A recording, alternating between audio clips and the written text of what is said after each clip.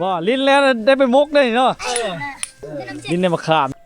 อยู่ผู้เดียวบ้านนี่พี่น้อง ลูกก็ไม่ได้ ลูกก็มีได้ผัวได้ใช่ เอาพ เอาอย่างน่ะเบิ่งดู โอ้ในมะขาม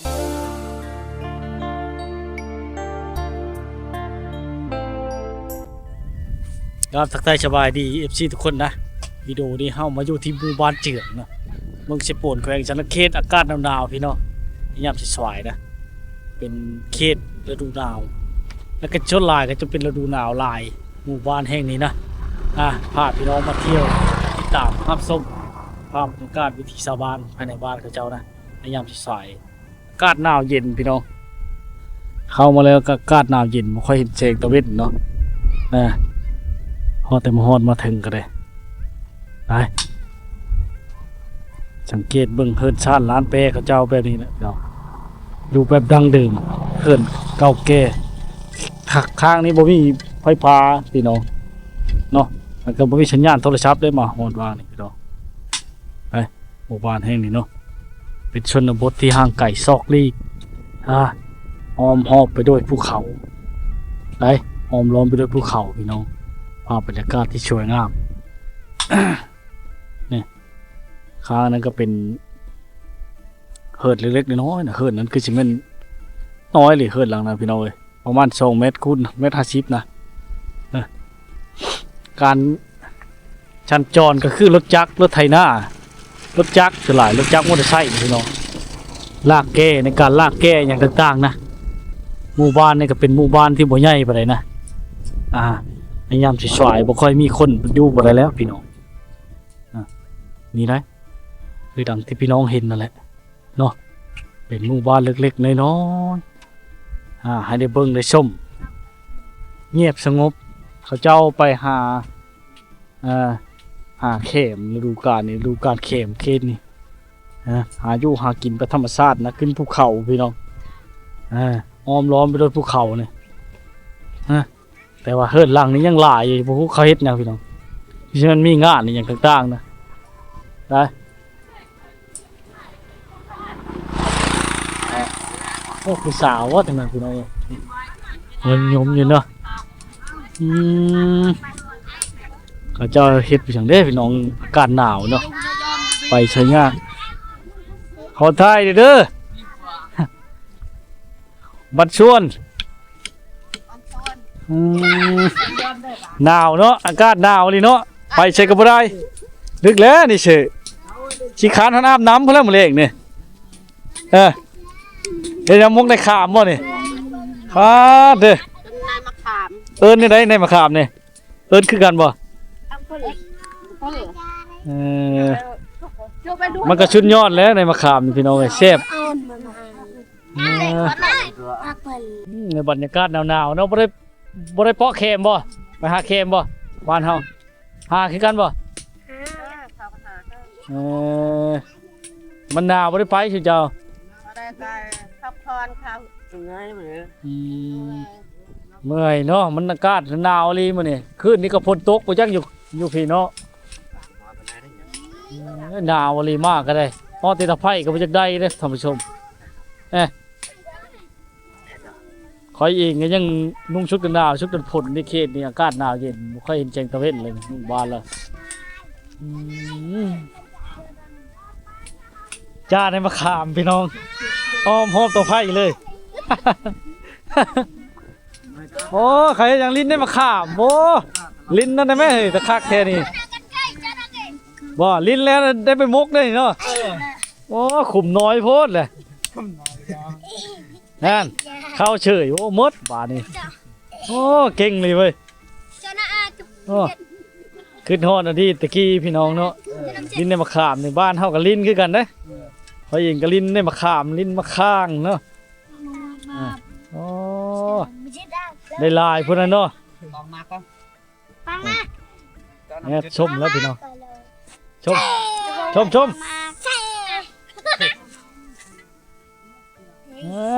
เอาอีกแล้วผู้น้อยนี่ได้แล้วนี่เฮ็ดได้แล้วของเราเฮ็ดโอ้ปั๊บห่านไรชาม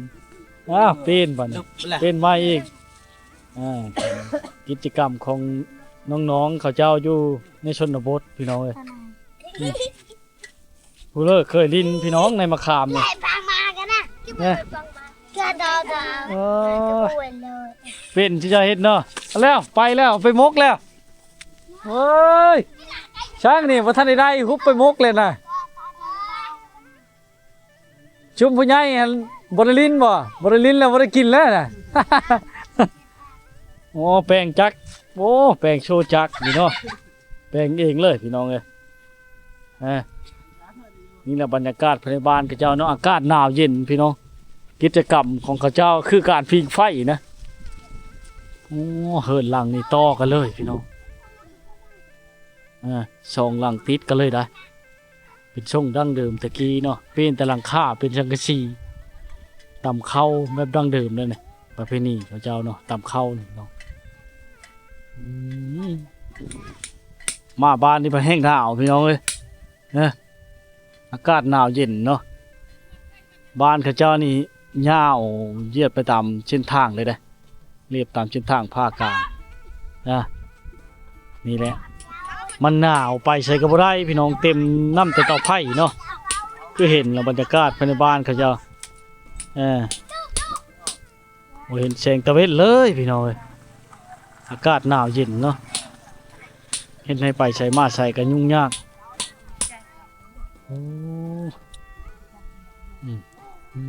ในนี้แหละ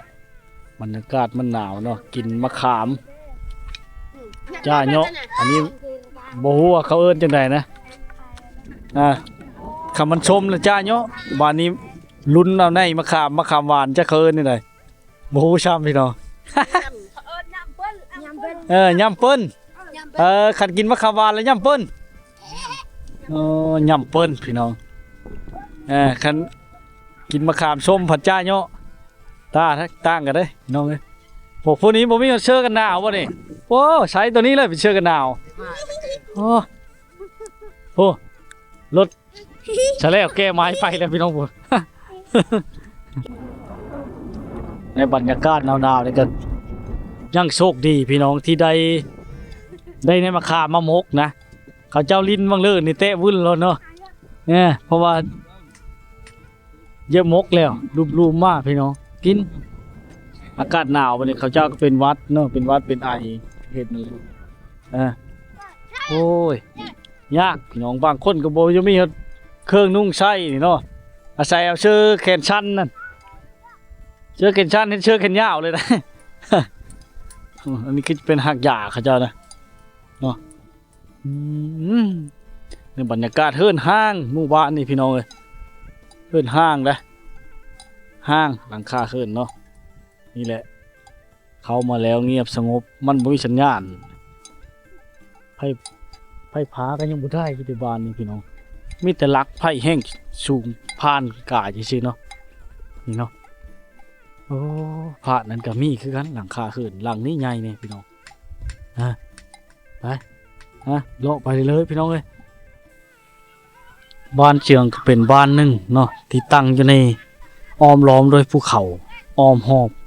เนาะเขตห่างไกลซอกลีกบ่มีไฟฟ้าบ่มีสัญญาณโทรศัพท์พี่น้องไฟฟ้าในเพียงแต่ผ่านไกล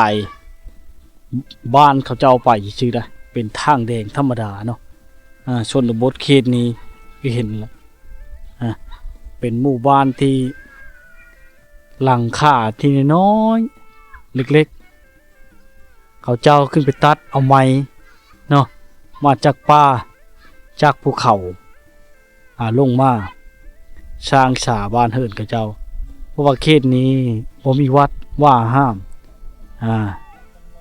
หรือศาสนาพี่อย่างต่างๆนะพี่น้องเลยในเขาเจ้าบ่ค่อยได้อยู่ในเมืองในอย่างเนาะบ่ค่อยเห็นนะคนไปนอกเข้ามาเขาจะเบิ่งอย่างเนาะพอจุแลเป็นญาติอ่ะคือไฮบ่พอจุแลบ่มาได้ช้อนมาได้ไปช้อนบ่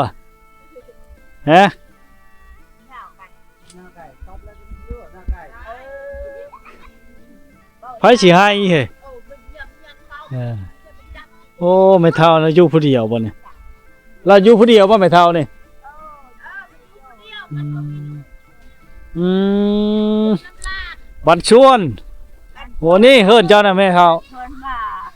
โอ้อยู่ผู้เดียวบ่เนี่ย ยิงคนเดียวมันก็ไม่ เป็นแม่ไม้ เออ โอ้ยแม่ก็ไม้พี่น้องเฒ่าเลยเนาะเจ๊กาจักปีอายุแม่เฒ่านี่ฮะ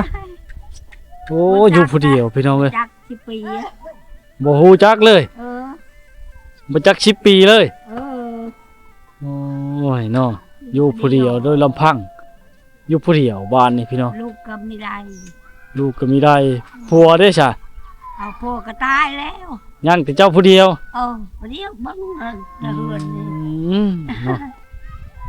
ะไปใช่ไปมากก็ยากเลยเนาะไผตักน้ำให้กินซะโอ้ยบ่ให้แม่เฒ่าบ่ให้เห็นยังเห็นอยู่ว่าเฮาผู้ท้ายนี่เห็นบ่ เออ ยังเห็นอยู่เนาะ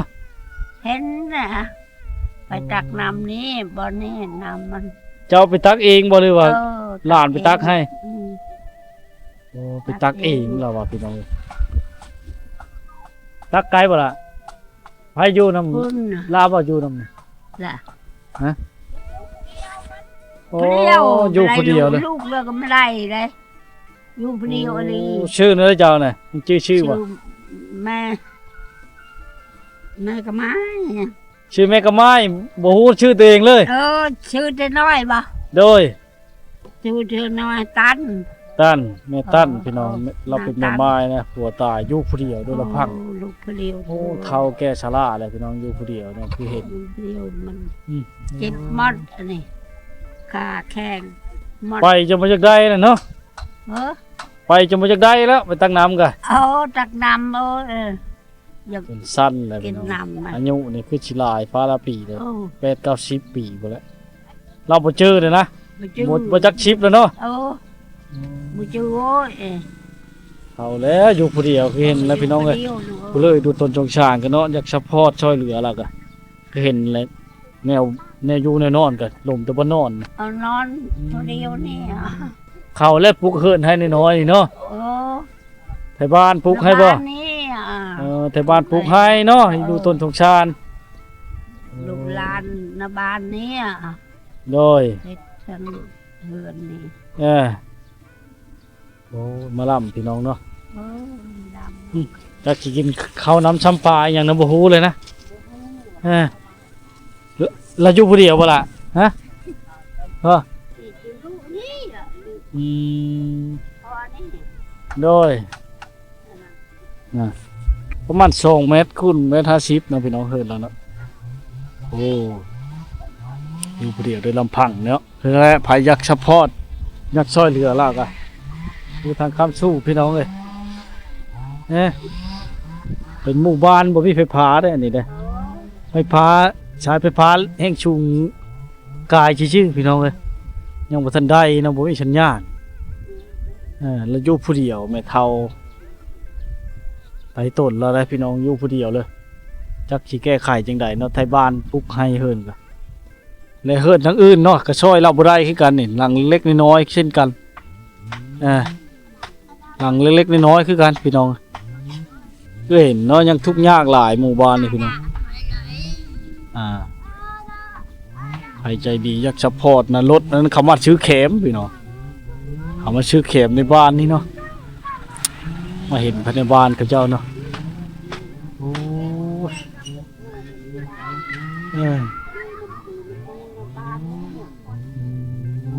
เนาะไปก็เด้อไม่เท่าเด้อคันมีผู้ช่วยเหลือจังสิมาช่วยให้ เอา ในเลิกก็คอยมีสุขภาพแข็งแรงเด้อสู้ๆเด้อเป็นกำลังใจให้ไม่เท่าเอ้ยโอ้ยเนาะลากก็อยู่ผู้เดียวเลยเนาะ ได้ โอ้ยลำบากโดยไปแล้วไปหา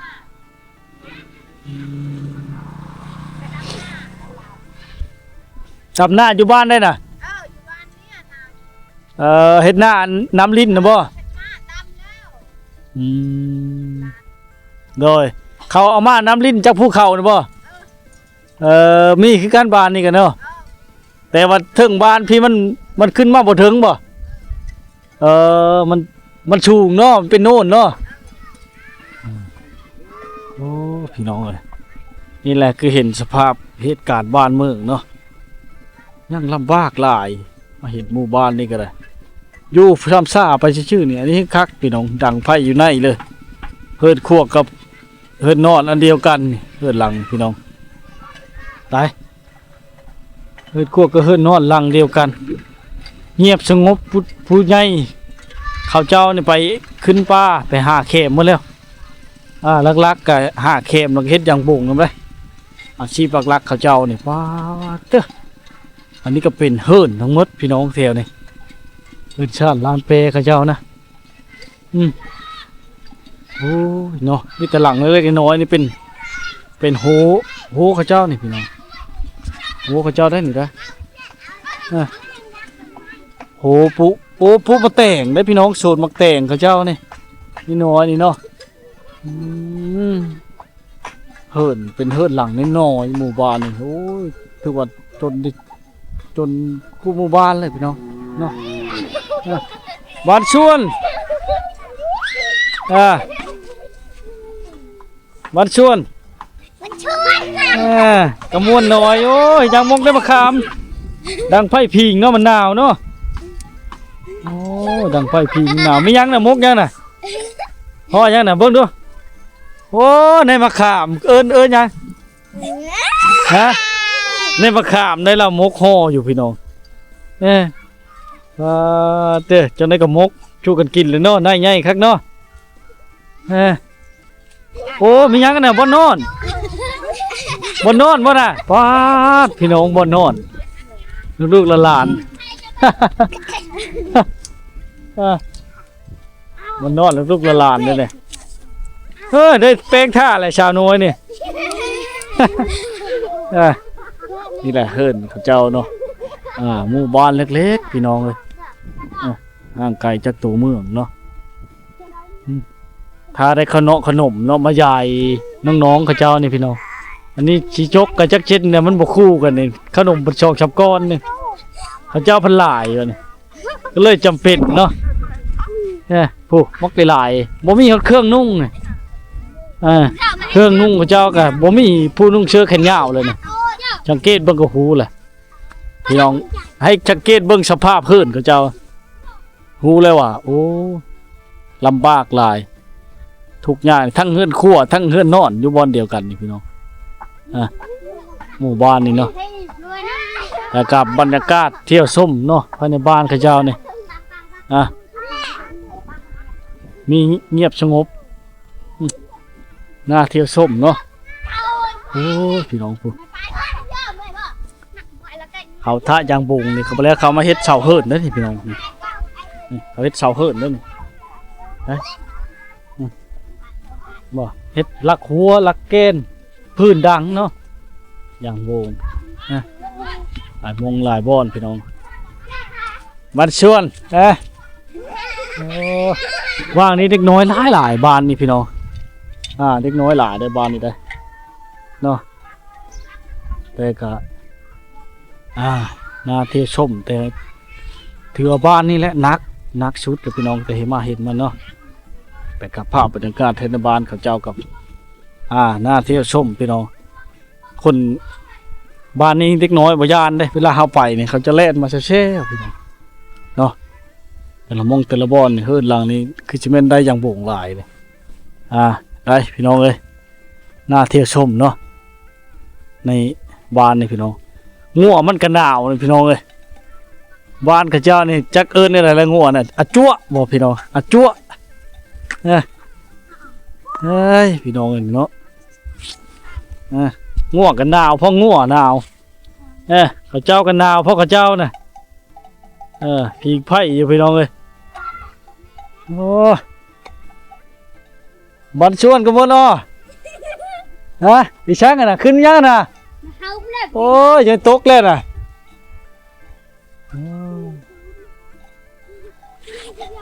อากาศหนาวพี่น้องเลยนี่เตาไผ่บ่ได้น้องๆหลานๆก็คือเห็นนั่นแหละเห็นว่าอย่ามกได้มาคามเนี่ยกินไปจักวัดจักไอเชื้อ พาสิใช่ก็บ่อยักมีนะบ้านนี่คือเห็นพี่น้องบ่เห็นน้องๆเขานุ่งเสื้อแขนยาวเลยอากาศปักหนาวๆเด้อนี่12 13องศาพี่น้องเนาะถือว่าแต่มาเห็นกับบ้านนี่แหละชั่วหลายเฮิรนเขาก็มันนั่นแน่มันบ่ได้ไฟฟ้าเด้มีสัญญาณโทรศัพท์เด้ห้างไกลซอกลีกเนี่ยก็แม่นเข้ามาได้แต่ในฤดูแล้งนะฤดูฝนมาบ่ได้บ่ได้เข้าโรงเรียนบ่สิจ้าพักโรงเรียนบ่ช่วงนี้เขาชิงเขาเรียนช่วงนี้เนาะอากาศหนาวดังขึ้นอีกไผ่นะมันหนาวน่ะแล้วมันหนาวบ่ได้เฮ็ดได้กำลังลุ้นอยู่พุ่นนี่ไปกินยังว่าน่ะคือแต่งหน้างามแต่ว่าฮะหมู่บ้านนี่บ่กว้างปานใดเด้ประมาณ20ปลาย30หลังคานะพี่น้องแต่เฮิรนหลังน้อยๆเล็กๆเล็กน้อยๆไปมุ่งที่มุ่งเห็นนี่เป็นอันนั่นเนาะเป็นดอนนั้นน้ำสร้างบาดาลพระเจ้าทั้งให้ดอนมุ่งน้อยๆนี่นะพี่น้องเป็นน้ำสร้างมุ่งน้ำสร้างบาดาลเขาอันนี้เป็นคุมระเบิดด้วยนี่พี่น้องโอ้บ้านนี่มีแต่คุมระเบิดทั้งหมดนี่เชษสงครามแต่กี้พี่น้องเลยเนาะนี่เป็นคุมระเบิดเป้าโบม500 ปอนด์1,000 ปอนด์พอได้เนี่ยทีมใจมีแต่คุมระเบิดนี่พี่น้องข้างนี่ก็แม่นนี่เชษสงครามทั้งหมดนี่ข้างนี่ก็แม่นนี่หลายโอ้น้ำชานี่คือสิเพ่เราไปจักพี่น้องบ่เห็นพะโยมเลยปกติมันจะมีน้ำชุ่มเนาะนี่พี่น้องเลยเต็มไปด้วยภูเขาอ้อมล้อมคือธรรมชาตินี่ยังอุดมสมบูรณ์นะสวยงามพี่น้องเนาะถ้าใครได้มาเบิ่งมาชมบรรยากาศในบ้านนี่ก็เงียบสงบสะดวกสบายแล้วดูแลงนี่มาได้สบายเลยพี่น้องพื้นกับเจ้าเนาะจะเป็นแกมาใช้รถไถนาได้มาใหญ่ยาวไปนี้เนาะไปเชื่อแล้วอันขมวนอ้อนะอ๋อหรือได้แหละปบมาเลยผู้ชายกันโบหูภาษาเขาปบมดพี่น้องเอ้ยปบมาแล้วผู้ชายไปทั้งนั้นแหละไปขนาดเขาเจ้าอายกองพี่น้องเนาะบัดปิดกองแล้วก็เว้ากันง่ายคือเปิดกองเลยเนี่ยไม่แล้วมันกันปบมดพี่น้องเลยนี่ในบรรยากาศภายในบ้านเขาเจ้าบอกชูหมู่บ้านนี่ก็บอกชูมีไผเข้ามานะเป็นหมู่บ้านที่ห้างไก่ซอกลีกเนาะพี่น้องเลยไปเห็นแล้วเนาะลักผู้สาวใหญ่ขึ้นมาเลยเขาเจ้าช่างขอบช่างขั้วมดเฮ็ดในเป็นเฮิรนหลังเล็กๆน้อยๆอายุ11-12 ปีเลยสร้างครอบครัวแล้วเอาลูกเอาผัวแล้วพี่น้องนี่แหละดังคือพี่น้องเห็นนั่นแหละก็เลยเฮ็ดให้เขาเจ้านั่นช้างชาน้ำบ่ทันหรือเป็นอะไรนี่แหละเป็นประเพณีของเขาเจ้านะ